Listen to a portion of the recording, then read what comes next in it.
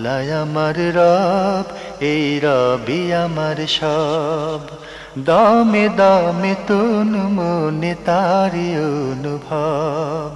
তোমার দুনিয়াতে আমি যেদিকে তাকাই, অথই নিয়ামতে ডুবে আছি সবাই।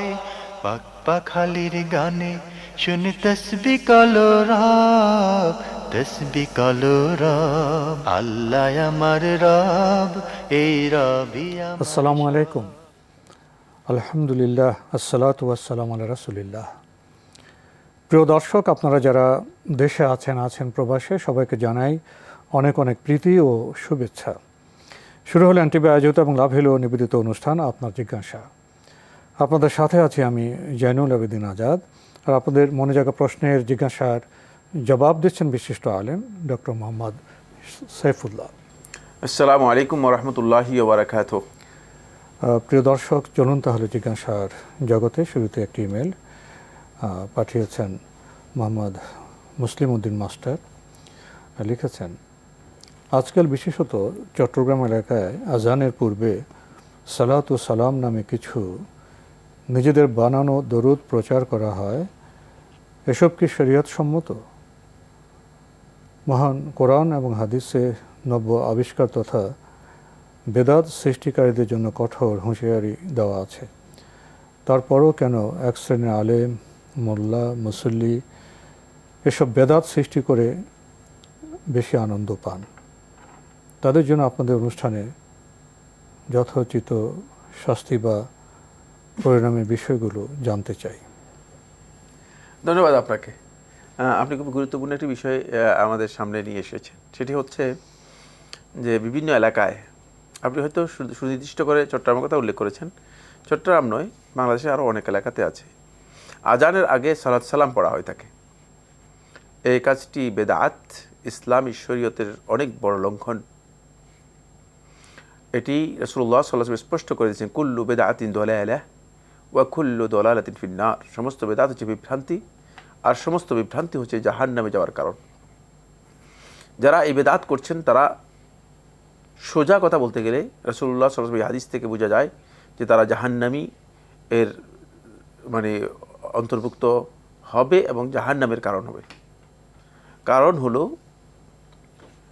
আজান ইসলামী শরীয়তের অত্যন্ত গুরুত্বপূর্ণ একটি নিদর্শন। এর মধ্যে বিকৃতি সাধন করা, মূল শরীয়তের মধ্যে বিকৃতি সাধন করা, এটা শুধু বেদাত নয়, এটা হচ্ছে শরীয়তের মূল শাআয়ের মধ্যে, নিদর্শনের মধ্যে বিকৃতি সাধন করা। সুতরাং যারা এই আজানের মধ্যে বিকৃতি সাধন করেছে তারা ইসলামের মধ্যে বিকৃতি সাধন করেছে, বরং তাদের এই কাজটি কুফরি পর্যায়ের কাজ, শুধুমাত্র বেদাতি পর্যায়ে নয়, কুফরি পর্যায়ের কাজ। এই কারণে এটি ভয়ঙ্কর অপরাধ। আজানের প্রত্যেকটি শব্দ ওহির মাধ্যমে এসেছে।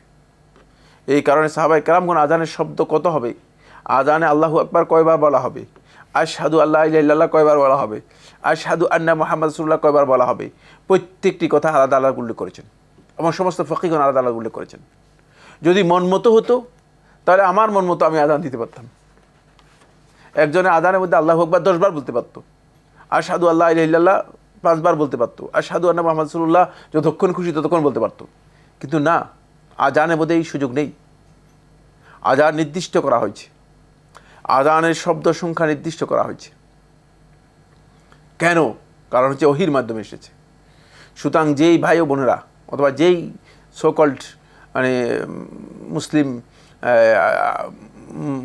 মোল্লা মৌলবীরা ইসলামের নামে আজানকে বিকৃত করেছেন, তাদেরকে অবশ্যই সতর্ক হতে হবে, অন্যথায় এটি ভয়ঙ্কর অপরাধ।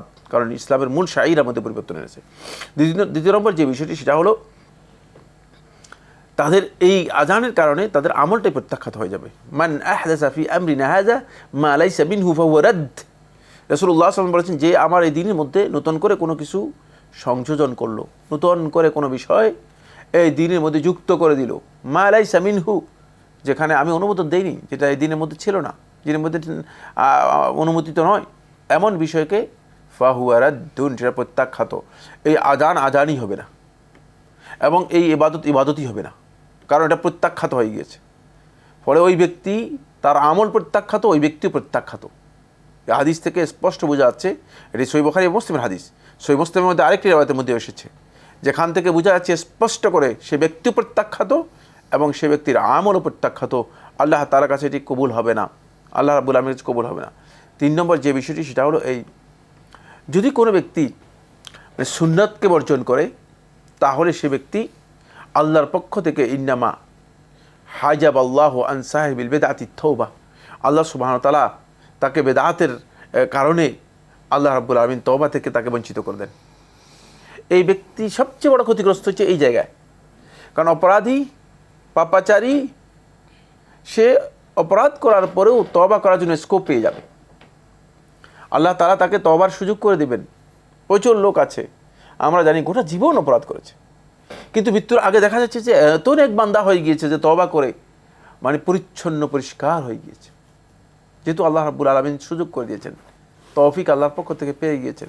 কিন্তু বেদাতি কোনোদিন এই সুযোগ পাবে না। সমস্ত আহলুল ইলম ঐক্যমত্যে এই কথা বলেছেন যে বেদাতি ব্যক্তিকে আল্লাহ রাব্বুল আলামিন তওবা থেকে মাহরুম করে দেবেন, বঞ্চিত করে দেবেন। বেদাতি মৃত্যু পর্যন্ত সে বেদাত করে বেড়া যাবে। এবং এই লোক যিনি আযানকে বিকৃত করেছে, তাদের মৃত্যু বেদাতের উপরই হবে। সুতরাং আমি অনুরোধ করব, এই সংক্ষিপ্ত কথার মধ্যে অনেক দীর্ঘ বক্তব্য রয়েছে, মানে আজকে কয়েকদিন বক্তব্য দিলে হয়তো এটা সম্পর্কে আমরা ক্লিয়ার বক্তব্য দিতে পারতাম, কিন্তু মোদ্দা কথা যেটা সেটা হচ্ছে এই, যারা এই ধরনের বিকৃতি করছেন, খবরদার খবরদার, আল্লাহ রাব্বুল আলামিনের কাছে তওবা করে নিন। আপনার ইবাদত আমল সবটাই বরবাদ হয়ে যাবে, কারণ আপনি ইসলামের মধ্যে বিকৃতি সাধন করেছেন। আমরা জানলাম ইসলামে নতুন কিছু প্রবেশ করানো যাবে না, বিকৃতি সাধন করা যাবে না, এর অপরাধ খুবই ভয়াবহ। প্রিয় দর্শক, আরও একটি ইমেল পাঠিয়েছেন মোহাম্মদ ইদ্রিস আলী লাল মনিরহাট থেকে, লিখেছেন, আমার প্রশ্নটা হলো, আমি ফোরসেস ট্রেডিং বিষয়ে জানতে চাই। ফোরসেস ট্রেডিংয়ে টাকা দিয়ে ডলার কিংবা ইউএসডি ক্রয় বিক্রয় কি জায়েজ আছে? ইসলাম এ ব্যাপারে কি বলে?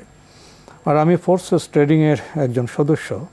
এই বিজনেসে আরেকটা বিষয় হলো, ওখানে ওদের কাছে ডলার একটা প্রোডাক্ট, যেমন $10 একটা প্রোডাক্ট, এই প্রোডাক্টটা ক্রয় করতে হবে, ক্রয় করে ওনাদের কোম্পানির সদস্য হতে হবে, তারপর এরকম প্রোডাক্ট অন্যদের কাছে সেল করতে হবে। এতে কোম্পানি আলাদা একটা প্রফিট বা বেনিফিট বা ডলার দিয়ে থাকে, সেটা গ্রহণ করা কি জায়েজ? আবার আমি যত লোক টিম হিসেবে ওনাদের কোম্পানিতে যোগ করাবো বা ওনাদের প্রোডাক্ট যত লোকের কাছে সেল করব, কোম্পানি প্রত্যেকটা প্রোডাক্ট থেকে আমাকে বেনিফিট বা ডলার দেবেন। আর এসব লোক যত প্রোডাক্ট সেল করবে, সেখান থেকে আমি প্রত্যেকটি প্রোডাক্ট সেল করার জন্য বেনিফিট বা ডলার পাবো। এই নিয়মটা কি ইসলামী শরীয়ত সম্মত? আরেকটা বিষয়, ওনাদের কোম্পানিতে যুক্ত হওয়ার জন্য বা সদস্য হওয়ার জন্য যে ডিপোজিট করেছিলাম, আমি বিনিময়ে কিছু পেলাম না, শুধুমাত্র সদস্য হওয়ার জন্য, এটা কি শরীয়ত সম্মত? ধন্যবাদ আপনাকে। আপনি যে ব্যবসা পদ্ধতি বলেছেন এটি হারাম। সৌদি আরবের সর্বোচ্চ উলামা পরিষদের ফতোয়া হচ্ছে হারাম, এবং তাহকিক হচ্ছে এটি হারাম। তার কারণ হচ্ছে এখানে যে পদ্ধতিতে ব্যবসা করা হয় তাকে এটি MLM পদ্ধতি। আর এখানে প্রোডাক্ট শুধুমাত্র নামে মাত্র দেখানো হয়ে থাকে, আসলে প্রোডাক্টের কিছুই নেই। এটি এক প্রকারের জুয়া, এক প্রকারের জুয়া। জুয়াকে এডিশন করা হয়েছে, জুয়ার নিউ এডিশন, মানে জুয়ার নতুন রূপ, 23 এডিশন আর কি। তো 23 এডিশনের মধ্যে জুয়াটাকে কি করা হয়েছে, সেটা হচ্ছে এখানে একটা কল্পিত প্রোডাক্ট ধরা হয়েছে, $10, $20 নয়। কেন? প্রোডাক্টটা কোথায়? আদৌ কি আপনি আপনার প্রোডাক্ট হস্তান্তর করতে পেরেছেন কিনা, আপনার হাতে আসছে কিনা, এই প্রোডাক্টকে আপনি মানে অন্যখানে বিক্রি করে দিচ্ছেন কিনা, সবটাই মূলত প্রশ্নবিদ্ধ। ফলে এই মাসআলার তাহকিক হচ্ছে যে এটি জায়েজ নেই, হারাম। এ ধরনের ব্যবসা জড়িত হবেন না, এই ধরনের ব্যবসা জড়িত হবেন না। এটি একদিক থেকে জুয়া, আর এদিক থেকে হচ্ছে মূলত কমিশন ব্যবসা। তো কমিশন ব্যবসার মাধ্যমে কি হয় এটাও জানতে হবে, অর্থনীতিতে কী ঘটে সেটা হচ্ছে এই কমিশন ব্যবসা দেখিয়ে একদল লোককে বিশাল অঙ্কের টাকা তাদের থেকে হাতিয়ে নেওয়া হয়। পরবর্তীতে এই কোম্পানি তার আস্তে করে ওই হাতিয়ে নেওয়া যে টাকা আছে, এই টাকাটা সে ট্রান্সফার করে অন্য জায়গায় চলে যায়, সেতে যারা এই কমিশনের খেয়েছে তারা অল্প কিছু কমিশন পেয়েছে, কিন্তু তারা বিশাল লায়াবিলিটি, যাদের কাছ থেকে টাকা করেছে, এগুলো তারা আর পরিশোধ করতে পারে না। তখন তারা হাই হাই হাই হাই ছাড়া আর কিছুই করার উপায় থাকে না। ফলে এই কোম্পানি তখন দেউলিয়া হাই হাই পার্টিতে পরিণত হয়। এবং এভাবে বাংলাদেশে ইতিমধ্যে অন্তপক্ষে 10টি কোম্পানির নাম আমি জানি যারা এই কাজগুলো করে আসছে। আপু, আপনিও মাঠে বসে মেসিদের দেখার সুযোগ ছাড়ে কেউ? দেখা হবে মাঠে। পেমেন্টের উন্মাদনা এখন বিকাশে। সর্বোচ্চ পেমেন্টে পেয়ে যান ভ্রমণ খরচ সহ আর্জেন্টিনার ম্যাচ টিকিট, সাথে ক্যাশব্যাক আর ডিসকাউন্ট কুপন। আমাদের হাতে একটি ইমেল পাঠিয়েছেন শাহরিয়ার সাহফিন, গাজীপুর কাপাসিয়া থেকে।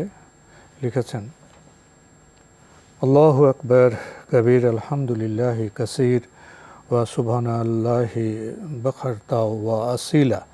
এই দোয়াটি নামাজের শুরুতে বলা যাবে কি? নামাজের শুরুতে বলতে পারেন, নামাজের শুরুতে বলতে পারবেন। জি পারবেন, পারবেন। আমরা জানলাম বিষয়টি সম্পর্কে। প্রিয় দর্শক, আরও একটি ইমেল যিনি পাঠিয়েছেন নাম প্রকাশে অনিচ্ছুক, লিখেছেন, আমরা অনেক সময় বিভিন্ন মানুষের কথার দ্বারা আঘাতপ্রাপ্ত হই, দুঃখ পাই, কষ্ট পাই। আমরা যদি আমাদের এই কষ্টের কথা আল্লাহর কাছে বলি, তবে কি তা গীবত হবে? না, কোনো ব্যক্তি কারো মাধ্যমে যদি কষ্ট পান, কারো জুলুমের কথা যদি তিনি মানে প্রতিকারের জন্য বলেন, সেটা ব্যক্তির কাছেও বলা যায়, আল্লাহর কাছেও বলা যায়, এটা গীবত নয়। আল মুতাযাল্লিম, যে ব্যক্তি জুলুমের শিকার হয়েছে, তার জন্য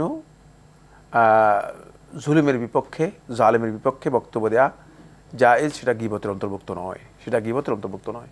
সেক্ষেত্রে আল্লাহ রাব্বুল আলামিনের কাছে প্রশ্নই আসে না। আল্লাহ তাআলার কাছে যখন বান্দা কোনো কিছু বলবে, সেটা যেই প্রকারের বিষয় হোক না কেন, সেটা গীবত নয়। কারণ আল্লাহ রাব্বুল আলামিনের কাছে সবই তো মুশাহাদ, সবই তো আল্লাহ তাআলা জানেন। আল্লাহ রাব্বুল আলামিনের কাছে সবই পরিচিত, সবই আল্লাহর জ্ঞানের মধ্যে রয়েছে। তার অবগতির কথা আবার অবগত করলেন। শুধু আল্লাহ তাআলার কাছে আপনি চাচ্ছেন কি? সেটা হলো প্রতিকার চাচ্ছেন, দরখাস্ত করছেন যে আল্লাহ তাআলা যেন এর ব্যবস্থা নেয়। এই জন্য আল্লাহ তাআলার কাছে বলার বিষয়টি সম্পূর্ণ আলাদা, সেখানে কোনো ধরনের গীবতের বিষয় নেই। কিন্তু আল্লাহ রাব্বুল আলামিন ছাড়াও আপনি যদি কোনো প্রতিকার করার মতো ক্ষমতা রাখে, কোনো হাই অথরিটি থাকে, যার কাছে আপনি এই বক্তব্য তুলে ধরতে পারেন, তার কাছে যদি আপনি সেই বক্তব্য তুলে ধরেন, সেটা গীবত হবে না, সেটা গীবত হবে না। আমরা খুবই গুরুত্বপূর্ণ বিষয়ে অবগত হলাম। প্রিয় দর্শক, হাতে আরও একটি ইমেল, নাম প্রকাশে অনিচ্ছুক, লিখেছেন, আপনার জিজ্ঞাসা আমার খুবই প্রিয় অনুষ্ঠান। আমার কয়েকটা প্রশ্ন আছে। এক, আমার একজন ফুপু তার খুবই মূল্যবান একটি সম্পদ হারিয়ে ফেলেন।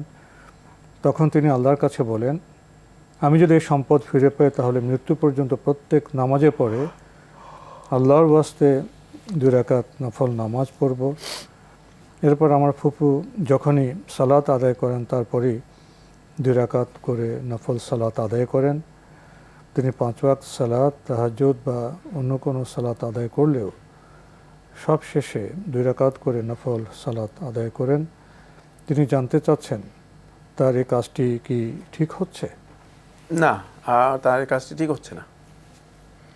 তিনি যেটি করেছেন সেটাকে তিনি কাফারাতুল ইয়ামিনে পরিবর্তন করতে পারতেন। কাফারাতুল ইয়ামিন হচ্ছে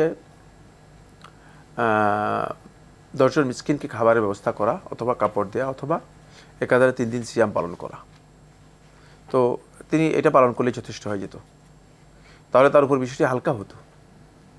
যেহেতু রাসূলুল্লাহ সাল্লাল্লাহু আলাইহি ওয়াসাল্লাম সহিহ মুসলিমে হাদিসে ইরশাদ করেছেন যে কাফারাতুন নাযরি কাফারাতুল ইয়ামিন, যখন কোনো বান্দা এমন কোনো নজর করবে, এমন কোনো মানত করবে যে মানত তার পালন করা সাধ্যের বাইরে, কষ্টকর, কঠিন, তখন তার ওই কাফারা হচ্ছে কাফারাতুল ইয়ামিন।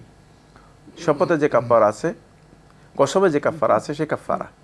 সুতরাং কসমের কাফারাটুকু আদায় করে দিলেই তার মানে এই কাজ থেকে তিনি বেঁচে যেতেন।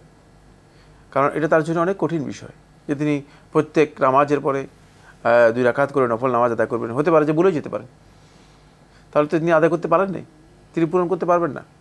আবার কোনো দিন হয়তো অসুস্থ হয়ে যেতে পারেন। এই কারণে উত্তম হচ্ছে তিনি এর মাধ্যমে কাফারাতুল ইয়ামিন, কসমের যে কাফারা আছে, সেই কাফারা আদায় করে দেবেন। জি। আরও লিখেছেন, আমি দীর্ঘ কয়েক বছর যাবৎ একটি রোগে আক্রান্ত। আমার মুখের স্কিনে এক ধরনের ইনফেকশন হয়েছে। অনেক ডাক্তার দেখিয়েছি, ওষুধ খেলে সময় ভালো হয়, কিছুদিন পর আবার পূর্বের অবস্থায় ফিরে আসে। ইনফেকশনের কারণে আমার অনেক কষ্ট হয় এবং যেহেতু চেহারায় তাই দেখতেও খারাপ লাগে, তবে আল্লাহর প্রতি আমি সন্তুষ্ট, তিনি আমাকে যে অবস্থাতে রাখেন। আমি নিজের সুস্থতার জন্য দোয়া করি। উন্নত মানের চিকিৎসা অনেক ব্যয়বহুল, আমার বাবার আর্থিক সামর্থ্য খুব ভালো নয়। এই অবস্থায় সুস্থতার জন্য এমন কোনো আমল আছে কি যেটা আমি নিয়মিতভাবে করতে পারি? ধন্যবাদ আপনাকে। কিছু দোয়া আছে যেগুলো আপনি শিখে নেওয়ার জন্য চেষ্টা করতে হবে। এগুলো আমি এখানে বলে দিলাম, আপনি মুখস্থ করতে পারবেন না, সেগুলো দোয়ার বইগুলো থেকে জেনে নিতে হবে। রাসূলুল্লাহ সাল্লাল্লাহু আলাইহি ওয়াসাল্লাম কিছু আজকার শিক্ষা দিয়েছেন, সেগুলো আপনি সেটা করুন। আর দ্বিতীয়ত, এর জন্য আপনি রাতের নামাজ নিয়মিত করেন। রাতের নামাজ বলতে বুঝেছি তাহাজ্জুদ। তাহাজ্জুদের সময় যখন উঠবেন তখন বেশি বেশি করে আল্লাহ তাআলার কাছে দোয়া করবেন। যদি আপনি নিয়মিত করতে পারেন তাহলে অবশ্যই ইনশাআল্লাহ তাআলা সুস্থতা আপনি লাভ করতে পারবেন। এখানে 6টি আয়াত রয়েছে যেগুলো আয়াতুশ শিফা বলা হয় থাকে, সে আয়াতগুলো নিয়মিত পড়তে পারেন। আমরা এগুলো বিভিন্ন প্রোগ্রামে বলেছি, সেখান থেকে জেনে নেওয়ার জন্য চেষ্টা করবেন। আমরা নতুন প্রশ্নে যাচ্ছি। প্রিয় দর্শক, যিনি ইমেলটি পাঠিয়েছেন নাম প্রকাশে অনিচ্ছুক, লিখেছেন, ফসলের জাকাতের নিসাব কতটুকু? যারা অন্যের জমি ভাগে চাষ করে তারা কিভাবে জাকাত দেবে? ফসলের জাকাতের নিসাব হচ্ছে 5 আওসুক, 5 ওয়াসাক। 5 ওয়াসাক, এটাকে প্রত্যেকটি ওয়াসাকে হচ্ছে 60 সাআন, 60 সা, তাহলে মোট হয় 300 সা। আর এক সাথে আপনি যদি 2.5 কেজি করে ধরেন তাহলে 300কে 2.5 দিয়ে পূরণ করলে কত হবে? হ্যাঁ, 650 কিলোগ্রাম। 650 কিলোগ্রাম, এটা হচ্ছে মূলত নিসাব। এই পরিমাণ যদি যে সমস্ত ফসল উৎপাদিত হলে জাকাত ওয়াজিব হয়, সেই ফসল যদি এই পরিমাণ হয় থাকে তাহলে এর উপর জাকাত আসবে। এরপর অনেক দীর্ঘ বক্তব্য। এটা এই ভাই এই যে প্রশ্ন করেছেন তিনি হয়তো মনে করেছেন যে ছোট্ট একটা মাসালা, না, ছোট্ট মাসালা নয়। সেক্ষেত্রে তিনি উৎপাদন পদ্ধতির উপর নির্ভর করবে এর কত পরিমাণ জাকাত দেবেন, জাকাতের পরিমাণ কি হবে। উৎপাদন পদ্ধতি যদি সম্পূর্ণ প্রাকৃতিক পর্যায়ে হয়ে থাকে, প্রাকৃতিকভাবে হয়ে থাকে, আসমানের বৃষ্টি এবং জমিনের যেই মানে অবস্থান আছে সেখান থেকে সরাসরি উৎপাদন হয়, তাহলে এতে 10 ভাগের 1 ভাগ আপনার জাকাত আসবে।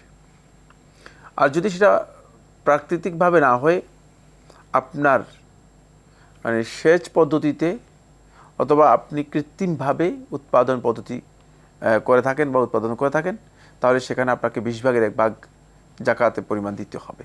জাকাতে 20 ভাগের 1 ভাগ পরিমাণ দিতে হবে। তো আজকে আমাদের এখানেই শেষ করতে হচ্ছে। আপনাকে অনেক ধন্যবাদ। আপনাকে অনেক ধন্যবাদ। প্রিয় দর্শক, আমরা দেখছিলাম এনটিভি আয়োজিত এবং লাভ হলো নিবেদিত অনুষ্ঠান আপনার জিজ্ঞাসা। আমাদের অনুষ্ঠান আপনারা এনটিভি অনলাইনেও দেখতে পারবেন। ভিজিট করুন www.ntvbd.com। এছাড়া ইউটিউবে এবং আমাদের ভেরিফাইড ফেসবুক পেজে অনুষ্ঠান দেখতে পারবেন। জীবনযাপনে তো কত বিষয় এসে যায়, উৎপাদন, ফসল, জাকাত, এই বিধিবিধানগুলো আমাদের জানতে হবে। আমাদের সম্পদকে পরিশুদ্ধ করতে হবে, আমাদের জীবনকে বান্দার জীবনে পরিণত করতে হবে। প্রিয় দর্শক, চিঠি লিখুন, প্রশ্ন পাঠান আমাদের ঠিকানায়। পরিচালক আপনার জিজ্ঞাসা, এনটিভি, বিএসসিসি ভবন, 7ম তলা, 102 কাজী নজরুল ইসলাম এভিনিউ, কারওয়ান বাজার, ঢাকা 1215। ইমেল অ্যাড্রেস আপনার জিজ্ঞাসা @ntvbd.com। মহান আল্লাহ আমাদের সবাইকে নিরাপদে রাখুন, রাখুন শান্তিতে। আসসালামু আলাইকুম। আল্লাহ আমার রব, এই রবি আমার সব, দামে দামে তুন মনে তারি অনুভব। আল্লাহ আমার রব, এই রবি আমার সব।